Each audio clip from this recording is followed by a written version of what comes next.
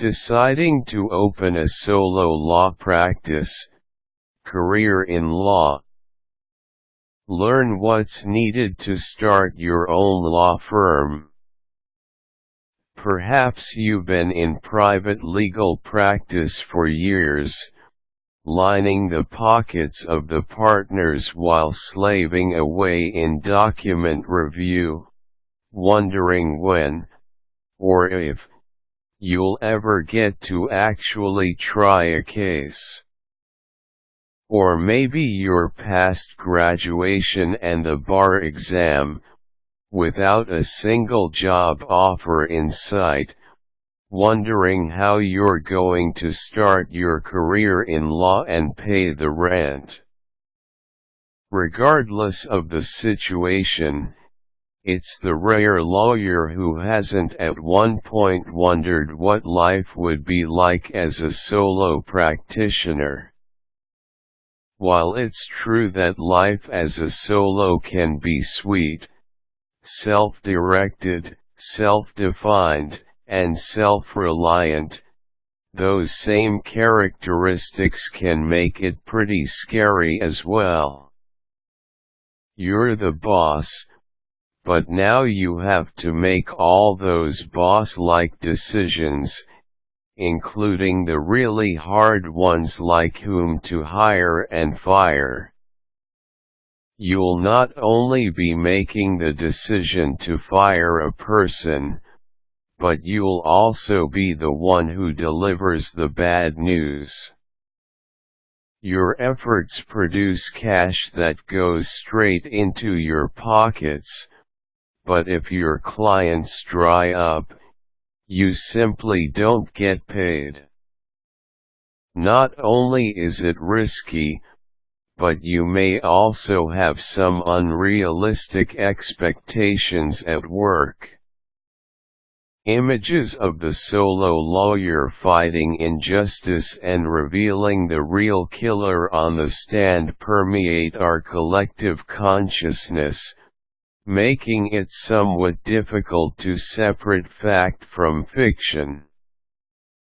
In short, being a solo isn't the same as being Perry Mason.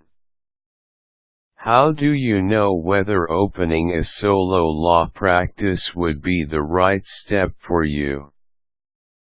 While every person's situation is different, and this is certainly a huge step that should not be taken lightly, your answers to the following questions should help you sort out the realities of your situation from the Perry Mason fantasies you may secretly harbor. Are you a leader at heart? As a solo lawyer, you'll be the one leading the charge for your law practice, which you must think of as a business, just like any other professional services company. You are the CEO, the president of the board, and the managing director all rolled into one overworked, and probably underpaid, person. Are you the kind of person who feels comfortable leading, or are you more at ease, and hence, doing your best work, when someone else is calling the shots? Give this question considerable thought. It's tempting to simply state bluntly, "Of course I'm a leader." But pause a moment to consider these scenarios. As a solo, you need to market your business to new clients.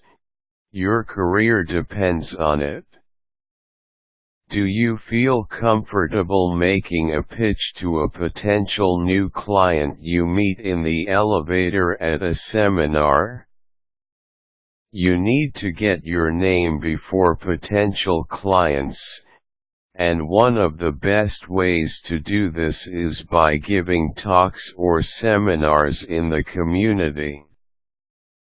Are you confident in your abilities to reach out and make the necessary connections to organize such an event, not to mention actually lead the seminar or give the talk? You have 6 cases and 3 hearings scheduled for the same day and time. Do you have what it takes to work out this scheduling conflict yourself?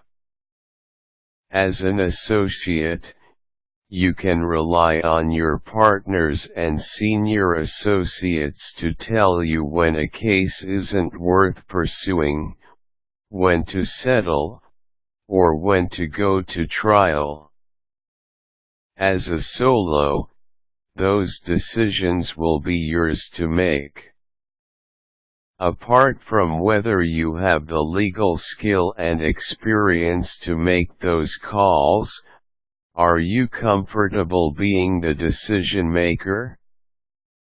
Do you feel confident in your legal abilities? Don't say yes too quickly. Think long and hard about what you actually know and don't know. Chances are, you'll come to the conclusion that what you don't know far exceeds what you do. As a solo, you'll need to be responsible for a case from preliminary interviews through filing all the way to trial's end, and possibly beyond to appeals, depending on how you draft your retainer agreements. Are you sure you have the knowledge and ability to shepherd a case through all those milestones? Do you feel you've had sufficient practical experience? As they say, can you find the courthouse? Is there a legal services market that's being underserved in your target geographic area? Not even Perry Mason will make enough to feed the family if there isn't a sufficient market for his services. Make sure you have an idea of how much work will be available for you once you make the move.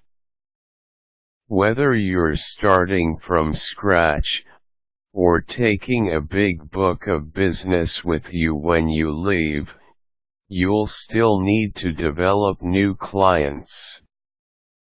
If your heart is set on admiralty law, and you live in Iowa, you may have some trouble. If you really want to practice criminal defense and there's already a glut of criminal defense experts, half of them qualified to work death penalty cases, you may have some trouble. That's not to say that you can't or shouldn't attempt to compete with others providing the same legal services. Don't let the mere presence of such competitors stop you if everything else compels you to go for it. But you must be aware of the obstacles you face. If the competition is plentiful, then you'll have to find a way to distinguish yourself sufficiently to win over enough clients to sustain your practice. Do you have the resources necessary to succeed, or can you acquire them either by outsourcing or learning the skills yourself? While it's not necessary to know everything before deciding to go solo, you should at least have a solid, workable plan to acquire these resources before committing your mental energy to opening a solo practice. Money estimates can range anywhere from 3 months to a year's worth of expenses. By expenses, we mean everything that you have to pay for, including personal expenses such as rent or mortgage, utilities, groceries, student loan, and credit card debt, and those related to your business like office rent, equipment startup costs and legal research services. If you save too little, you'll risk having to find a part-time job or, worse, closing up shop and leaving your clients high and dry, and they won't come back as easily in the future when you try going solo again. But if you wait to save a year's worth of expenses or more, you can miss an opportunity or make yourself crazy working in a less than optimal environment. At some point, it makes sense to simply take the plunge and let your hunger, both literal and figurative, motivate you to get out there and market your practice. Regardless of which approach you favor, you will have to save something, and you should have a very clear idea of how much you will actually need. Spend a few hours crunching numbers and figuring out a per-month total for personal expenses, then use the many resources on the web and in print to estimate both your startup costs and per-month business expenses. Information is truly power in this endeavor. Support network of other attorneys. One of the best things about working in a firm or any office with other attorneys is the coffee klatch, that 10 minutes or so spent in one another's offices or in the hallway, discussing the latest wrinkle in the Smith case. As a solo, you'll lose out on that, but you can make up for it by cultivating a network of other attorneys who can help you via telephone or email. However, a word of warning: while most attorneys will be happy to help out once in a while, don't abuse the privilege.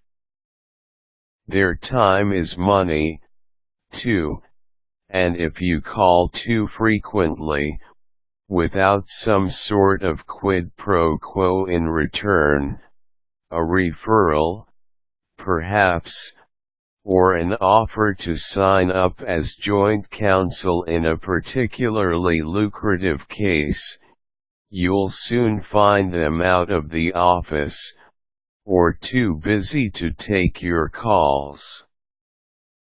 Support network of friends and family. Is your spouse in favor of this move? Do your friends think you're crazy?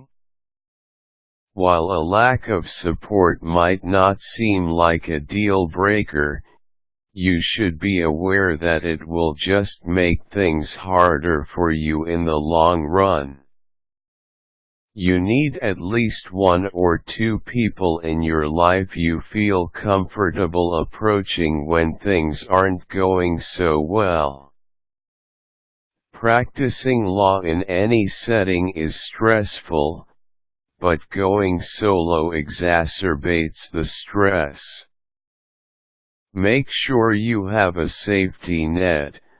Someone who will listen to your complaints and crying without automatically telling you, "I told you this was a crazy idea." Practical knowledge. It's not just about knowing the law of Title VII, you also have to know how to file a discrimination complaint at the federal courthouse. It's not enough to know the rule against perpetuities, you also have to know how to actually record the deed. If you're going solo straight out of law school, and didn't learn this stuff during a summer clerkship, and most of us don't, then come up with a plan to shadow a practicing attorney for a few days, or simply ask a particularly helpful colleague at the next bar meeting. Familiarity with the principles of running a business. Do you know what a business plan should include? Are you familiar with the principles of marketing? Do you know how to set up payroll? Accounting? Manage a client trust account? If not, you should plan to acquire this knowledge before you open your doors. There's a myriad of good sources, both on the web and in print. A few suggestions are noted on this page, but a few hours in the local bookstore can be time well spent. Also, think about your pre-existing clients who might know this information, other business owners, CPAs, or bookkeepers, or your college roommate who went into marketing. It might be helpful to start a networking file, using either index cards with an alphabetical or functional filing system, or Microsoft Outlook or any of the other contact management software programs on the market. It's very helpful to list your contacts and have all their relevant information in one place. Stress management skills. You might think you're stressed now, with the deadlines and the client calls and the kids being sick. Try managing that same stress when you're the boss and the owner, and the buck literally stops with you. If you don't work, then no one gets paid. Being a solo practitioner can be extraordinarily stressful. If you think you might have a problem managing stress, you will definitely want to come up with a plan to remedy that deficiency before you go solo. Start with a trip to your doctor, to find out whether you already have stress-induced health problems, and to enlist his or her aid in combating the problem. Most doctors will be only too glad to help you be more proactive. A good stress reduction plan will include meditation, physical exercise, a mind-body practice, such as yoga, Pilates, or Tai Chi, sound nutritional principles and a good sleep pattern.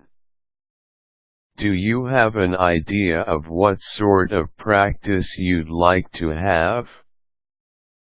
Practice area, type of business you want to run, clients you want to attract and serve, transactional versus litigation, boutique, it doesn't matter what it is, you just need to have some concrete plan in mind.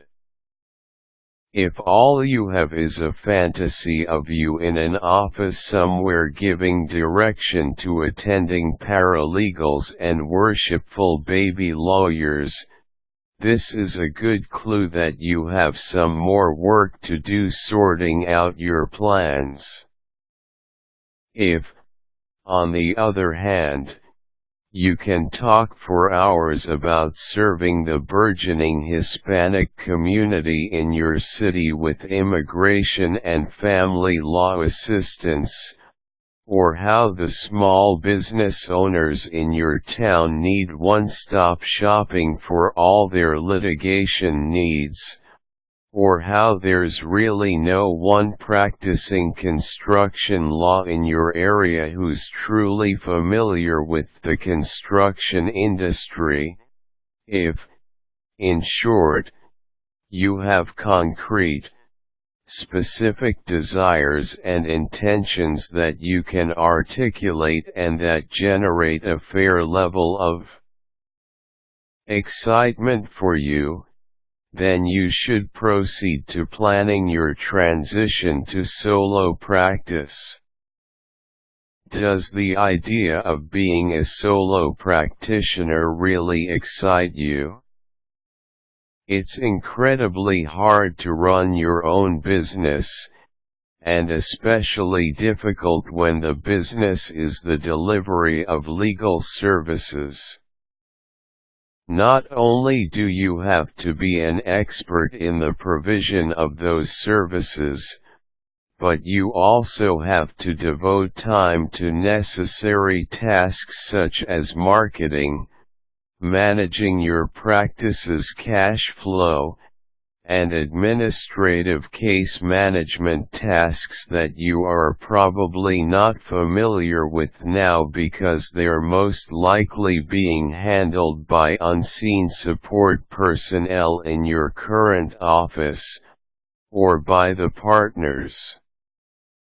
Whether or not you're familiar with them, these services are necessary for the practice to grow and thrive.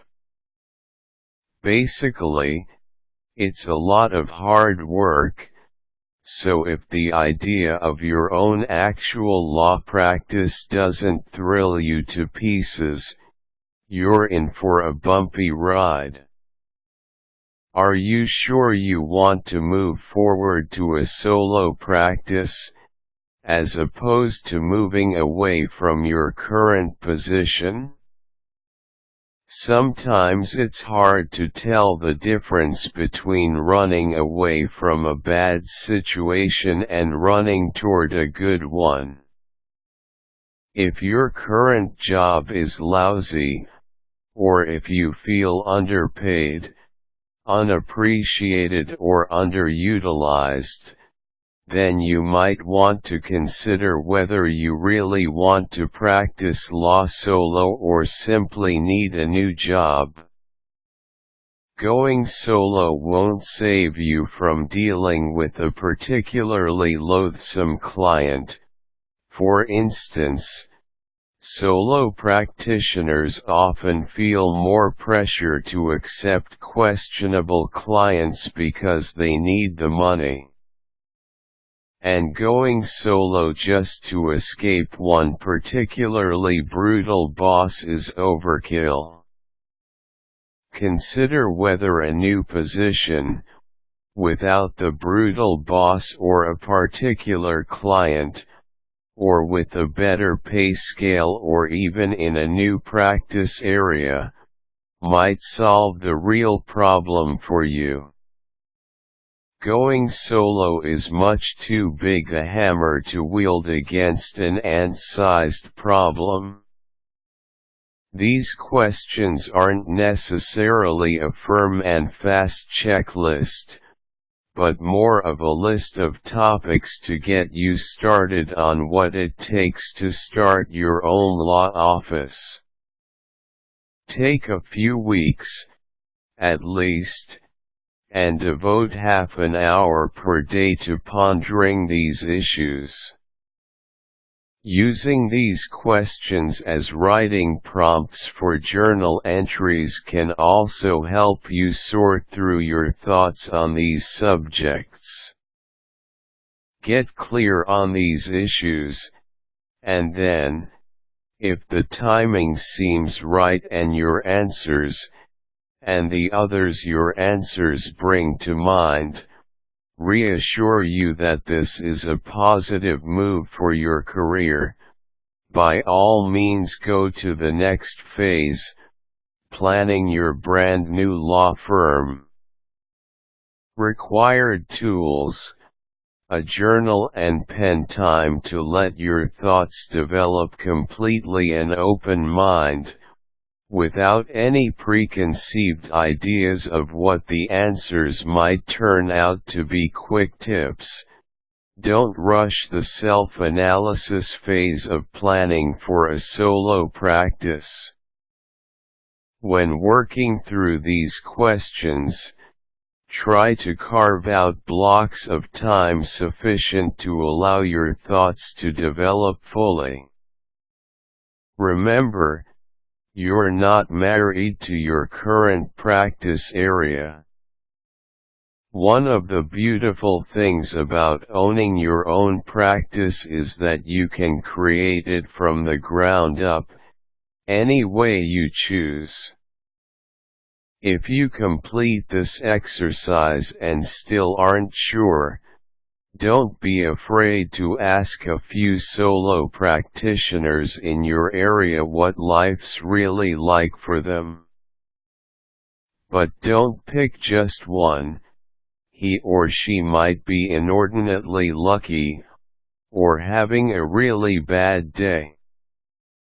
Useful links: myshingle.com, Carolyn Oliphant's content-rich resource for solo practitioners, SoloSay, Ava's listserv for solo practitioners.